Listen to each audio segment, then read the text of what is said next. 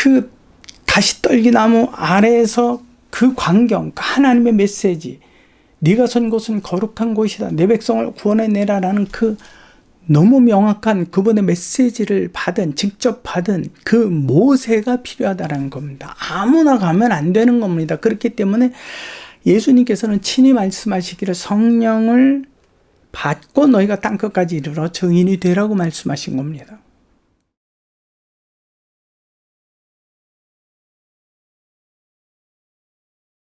안녕하십니까. 여기는 들불교회 목요 강해 출애굽기 시간입니다. 오늘 같이 볼 내용은 출애굽기 3장 내용으로, 제목은 모세야 내가 너를 보내기로 작정하였다 라고 제가 제목을 더하였습니다. 우리 본문을 먼저 읽도록 하겠습니다. 출애굽기 3장 1절에서부터 우리 쭉 읽겠습니다. 모세가 그의 장인 미디안 제사장 이드로의 양떼를 치더니 그 떼를 광야 서쪽으로 인도하여 하나님의 산 호렙에 이르매, 여호와의 사자가 떨기나무 가운데로부터 나오는 불꽃 안에서 그에게 나타나시니라. 그가 보니 떨기나무에 불이 붙었으나 그 떨기나무가 사라지지 아니하는지라. 꽤 넓은 지역이었던 것 같아요. 떨기나무라고 한다면 이것을 다른 표현으로 보면 가시나무라고 그 의미가 되기도 합니다. 그래서 모세가 희한하네, 떨기나무가 타는 거는 몇 번 봤는데 근데 왜 떨기나무가 태워졌으면 사그라들어야 되는데 안 사그라들까? 이건 참 처음 보는 광경일세 하고, 그가 그 큰 광경을 보려고 떨기나무가 어찌하여 타지 아니하는고 하니, 그때에 여호와께서 그가 보려고 돌이켜 오는 것을 보신지라. 하나님이 떨기나무 가운데서 그를 불러 이르시되 모세야 모세야 하시매 그가 이르되 내가 여기에 있나이다. 하나님이 이르시되 이리로 가까이 오지 말라. 내가 선 곳은 거룩한 땅이니 내 발에 신을 벗으라. 하나님과 모세가 만나는 곳, 하나님의 임재의 장소가 곧 어떠한 곳이라고요? 다른 곳과 다른 특별히 구별된 거룩한 곳이라고요. 그게 바로 창세기에 보게 되면 하나님이 임재하셨던, 아담과 하와가 있는 곳에 하나님께서 임재하셨던 그 테두리, 그곳이 에덴이라고 저는 생각을 합니다. 나는 아브라함의 하나님, 이삭의 하나님, 야곱의 하나님이라. 모세가 하나님 배웁기를 두려워하여 얼굴을 가렸더라. 저는 희한한 게, 지금 화요 성경 공부나 지금 목요 성경 공부나 동일한 맥으로 이렇게 한 주제로 흘러가고 있는 것을 저는 좀 생각을 해봅니다.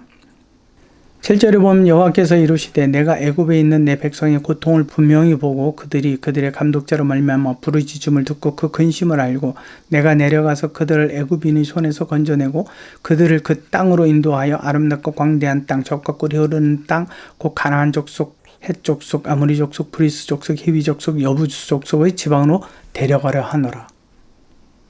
여기까지만 들으면 아, 이건 하나님의 일이구나 라고 생각할 수 있습니다. 근데 9절부터 이제 가라, 이스라엘 자손의 부르짖음을 내게 달하고 애굽 사람들이 그들을 괴롭히는 학태도 내가 보았으니 이제 내가 너를 바로에게 보내어 너에게 내 백성 이스라엘 자손을 애굽에서 인도하여 내게 할 것이다.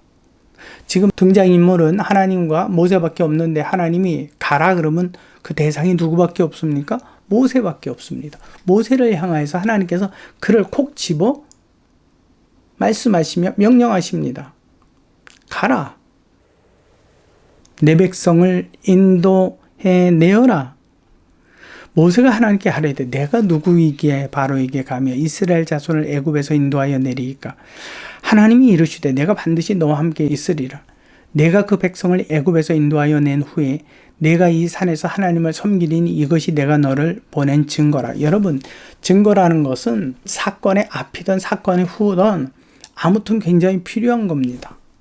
근데 여러분 보십시오. 이스라엘 백성이 지금 애굽으로부터 출발을 해서 하나님의 산 호렙에 이르러 제사를 지내는 것까지, 이거는 인간이 생각할 수 있는 정말 인간의 한계성이 있는 작은 사건이 아니란 말이에요.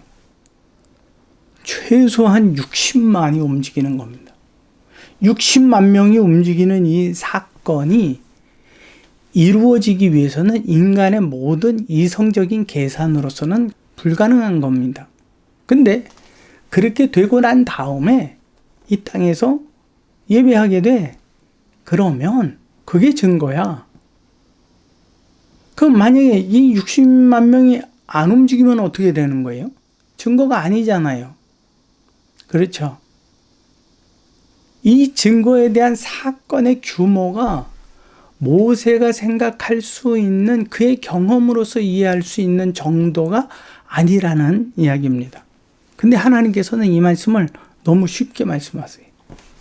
반드시 올 거고, 내가 너를 보내기 때문에 반드시 올 거고, 이 산에서 예배를 할 거야. 그렇다면 내가 너를 보낸 증거가 그때 확인이 되는 거야.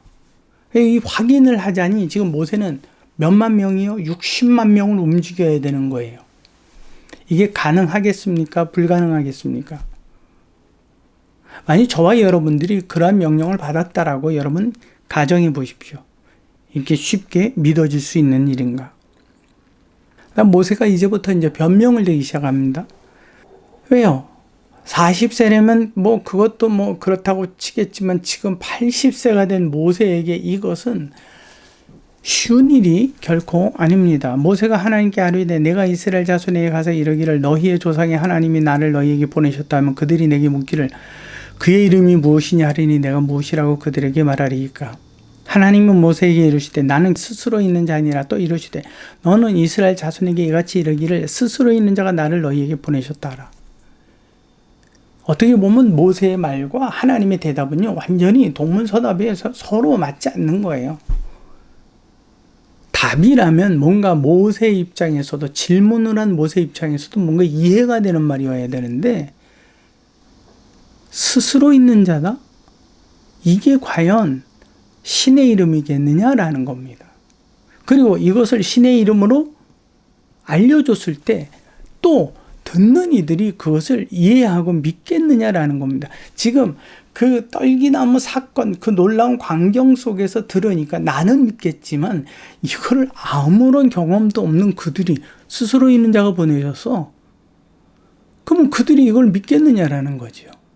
근데 하나님은 가래요. 하나님이 또 모세에게 이르시되 너는 이스라엘 자손에게 이같이 이르기를 너희 조상의 하나님 여호와 곧 아브라함의 하나님 이삭의 하나님 야곱의 하나님이 나를 너에게 보내셨다 하라. 이는 나의 영원한 이름이여 대대로 기억할 나의 칭언이라.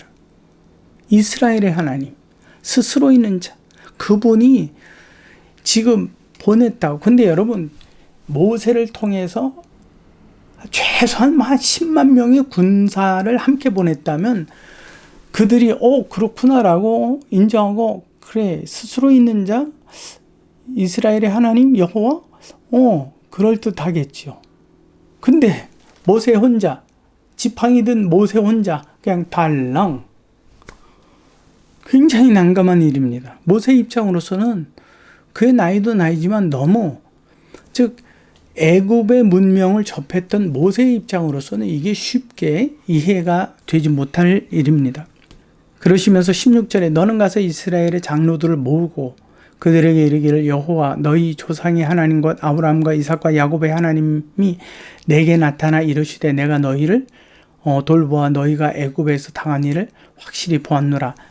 내가 말하였거니와 내가 너희를 애굽의 고난 중에서 인도하여 내어 젖과 꿀이 흐르는 땅 곧 가나안 족속, 헷 족속, 아모리 족속, 브리스 족속, 히위 족속, 여부스 족속의 땅으로 올라가게 하리라 하셨다 하면 그들이 내 말을 들으니 너는 그들의 장로들과 함께 애굽 왕에게 이르기를 히브리 사람의 하나님 여호와께서 우리에게 임하셨은즉 우리가 우리 하나님 여호와께 제사를 드리려 하오니 사흘길 좀 광야로 가도록 허락하소서 하라.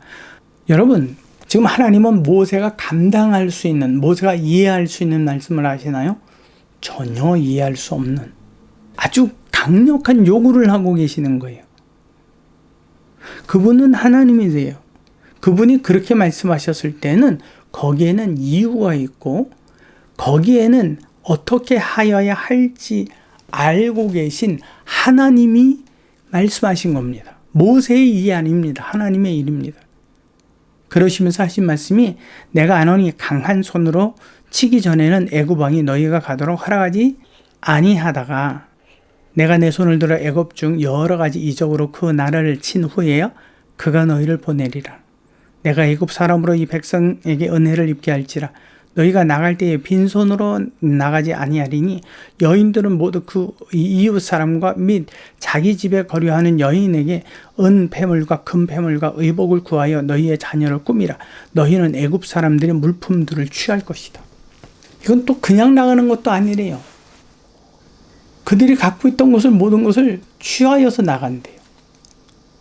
여러분, 정말 모세는 이 말을 들었을 때 얼마나 그 속이 답답했을까요?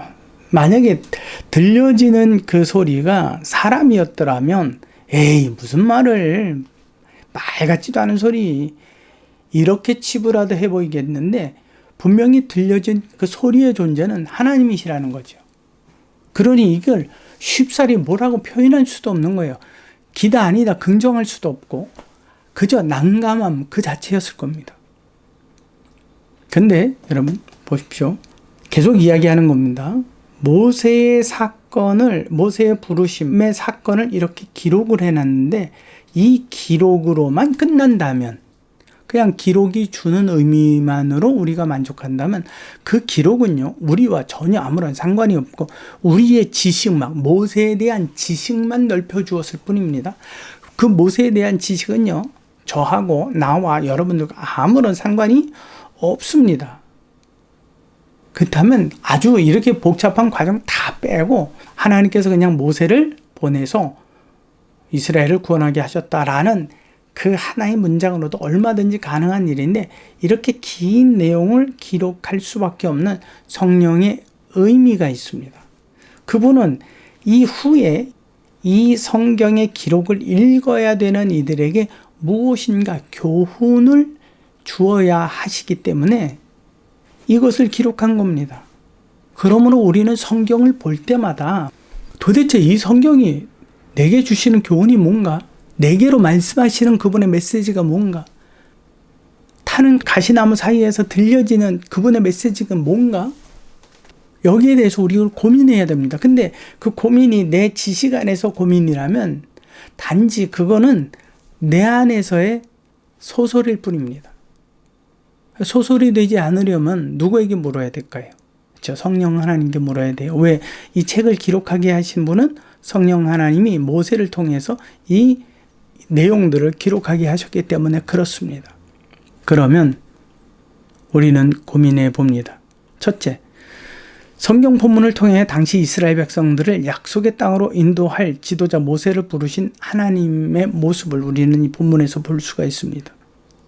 둘째, 오늘날 영원한 죽음의 땅에서 약속하신 영원한 생명 있는 하나님의 나라로 인도할 또 한 사람의 모세를 찾는 하나님을 우리는 발견할 수 있어야만 합니다. 이것이 교훈입니다. 역사적 사실의 내용, 그 내용이 주는 교훈은 그때의 모세가 필요했듯이 지금도 모세가 필요하다라는 겁니다. 화요 성경 공부 내용 가운데에서 세례 요한에 대하여, 세례 요한을 부르신 그 부름에 대하여 우리가 생각을 했는데 거기서도 제가 이 말씀을 동일하게 했습니다. 그러면 세례 요한은 그때 당시만 필요했느냐라는 거죠. 예수님의 초림을 위하여서만 세례 요한이 필요했느냐? 그러면 재림에 관해서는 재림을 준비하고 예비하고 그분의 길을 곧게 할 또 누군가는 필요하지 않느냐? 필요하다라는 겁니다. 그러면 오늘 모세를 볼 때에도 마찬가지죠. 그때 당시에만 모세가 필요했느냐? 지금 이 시대에는 모세가 필요하지 않느냐라는 거죠. 필요하지 않다. 그냥 역사적 서술이다 한다면 우리와는 상관이 없는 거예요. 하나님은 또 한 사람의 모세를 찾지 않는다라고 봐도 되는 겁니다. 근데 우리가 이것을 볼 때 이 시대 가운데서도 여전히 죄와 사망의 몸에 매여져 있는 그들을 하나님의 영원한 자유의 나라로 이끌어가고 선포하고 가르치고 세례를 주고 그들에게 지켜나가게 하여야 할 사도가 필요하다고 교훈을 받는다면 이 말씀은 지금 저와 여러분들에게도 모세를 부르신 그 부름과 동일한 부름의 그 목적성을 갖고 무게를 갖는 겁니다. 이해가 되십니까? 우리의 신앙생활은 이렇게 진행이 되어야만 합니다. 그저 교회 나가서 그냥 박수치고 그만 아멘 아멘 하고 집에 돌아가면서부터는 하나님을 모르고 그냥 내 뜻대로 살다가 그냥 또 주일이 오면 또 그냥 와서 그냥 뭐 옷단장하고 그러면 뭐 부르는 찬송에 박수치면서 아멘 아멘 하고 말씀 목사님 선포되는 말씀에 아멘 아멘 하고 그 내용이 뭔지도 돌아가서 또 일주일을 보내는 거예요. 나하고 전혀 무관합니다. 요한복음의 세례 요한과 지금 출애굽기의 모세 이 부르심에 대하여서 우리가 생각해야 되는 것은 이 시대에도 여전히 세례 요한이 필요했고 모세가 필요하다는 사실을 인지하고 그 부름에 대하여서 내가 가겠습니다라고 내가 자원하는 심령이 된다면 여러분 그것은 그저 역사적 사건으로서 끝나지는 것이 아니라 나에게도 역사되어지는 새로운 하나님의 역사의 출발점이 된다라는 사실입니다. 하나님은 그것을 통해서 그의 백성들을 인도해 나가고 계십니다. 여러분, 이처럼 과거에 쓰였던 어떠한 사건, 여러분 이거는 역사책이 아닙니다. 하나님의 책에 관하여 이것이 기록된 목적에 대하여 사도 바울은 이렇게 설명을 합니다. 로마서 15장 4절 말씀에 보면 무엇이든지 전에 기록된 바는 우리의 교훈을 위하여 기록된 것이니 우리로 하여금 인내로 또는 성경의 위로로 소망을 가지게 하려 함이라. 고린도전서 10장 11절에 보니까 그들에게 일어난 이런 번복이가 되고 또한 말씀을 만난 우리를 깨우치기 위하여 기록이 되었다. 반성 정도의 문제가 아니라는 겁니다. 하나님의 역사는 지금 보게 되면 모세나 세례 요한의 사건은 과거입니다. 그러나 그것이 과거에서 반성으로 미래를 계획하는 것이 아닙니다. 과거인데 현재가 됩니다. 그 현재는 또 다른 현재가 되는 겁니다. 그러니까 현재이기 때문에 하나님의 말씀은 항상 살아있고 좌우의 날선 검과 같은 겁니다. 그분은 죽은 자의 하나님이 아니라 산 자의 하나님입니다. 그렇기 때문에 우리는 이 부분을 조금 확대해서 그 의미를 생각해야만 합니다. 어떤 분들은 성경은 그렇게 확대해서 함부로 해석할 것이 아니라 성경 본문의 문자 그대로 거기까지만 생각해야 된다라고 한다면 아까 제가 설명한 그대로입니다. 그것은 역사적 서술에서 끝난 편입니다. 우리는 아무런 교훈을 기대할 필요가 없습니다. 그리고 그 역사적 서술은 내게 지식의 문을, 지식의 단계를 조금 높여줬을 뿐이지 나와는 전혀 무관한 겁니다. 그것은 내 믿음 생활에 아무런 도움이 되지 않습니다. 만약에 그렇다면 그것은 다른 역사적 서적을 통해서 우리가 접해도 되는 겁니다. 성경을 통해서 얻어야만 되는 것은 그때 모세를 부르시고 또 세례자 요한을 부르셨던 그 하나님이 오늘날 우리도 찾고 부르고 계시다라는 사실입니다. 이 시대의 모세는 누가 되어야만 합니까? 하나님의 말씀을 먼저 받고 믿은 모든 성도들이어야만 합니다. 즉, 그 가시떨기나무 아래에서 그 광경, 하나님의 메시지, 네가 선 곳은 거룩한 곳이다, 내 백성을 구원해내라라는 그 너무 명확한 그분의 메시지를 직접 받은 그 모세가 필요하다는 겁니다. 아무나 가면 안 되는 겁니다. 그렇기 때문에 예수님께서는 친히 말씀하시기를 성령을 받고 너희가 땅끝까지 이르러 증인이 되라고 말씀하신 겁니다. 성령은 그것을 우리에게 확인시켜주는 하나님의 영이기 때문에 그렇습니다. 그런데 이 시대에 역사적 산물로 인하여서 즉 인간의 지식으로서만 하나님의 말씀을 이해하고 가르치고 또 그것을 들음으로 이해하는 그들이 성령에 전혀 관계없이 자기 스스로가 일어나 버렸단 말이에요. 이것이 문제예요. 그래서 이 시대는 성경에 대한 여러 자료와 정황, 그 역사적 평가에 대하여서 지식은 엄청나게 많아요. 근데 누가 증인이 되고 누가 인침이 되는, 즉 성령이 증인이 되고 성령이 확인해주고 성령이 우리 안에 그 경험이 되게 해주시는 그 성령이 없단 말이에요. 그러니까 그냥 사람의 입에서 입으로, 생각에서 생각으로 맴도는 것으로 끝나버려요. 하나님이 찾는 사람은요, 그런 사람이 아니에요. 하나님이 찾는 세례자 요한은 그런 사람이 아니에요. 계시성을 듣고 성령이 그 위에 비둘기처럼 임하는 그것을 보고 경험하고 듣고, 이와 같은 사람, 가시떨기 나무 아래에서 이것을 보고 들은 모세와 같은 사람, 이것을 절대 부인할 수 없는 이러한 경험치를 갖고 있는 그들 찾고 있는 거예요. 어떻게 보면 그들이 참으로 믿음의 사람입니다. 하나님께서는 지금 선지자 사무엘을 부르셨고 선지자 이사야를 부르셨고, 그 수출 입술에 대어서 그를 정결케 하는 그 놀라운, 환상적이지만 정말 이사야로서는 잊을 수 없는 너무 현실적인 그 경험을 가졌던, 그리고 그 메시지를 들었던 그를 부르신 겁니다. 여러분, 제가 세례 요한 될래요, 제가 모세 될래요, 여러분 그런다고 되어지는 게 아닙니다. 그건 자기 스스로가 되어진 거예요. 하나님과도 전혀 관계가 없는 일이에요. 하나님은 알지 못하는 이가 될 수도 있는 거예요.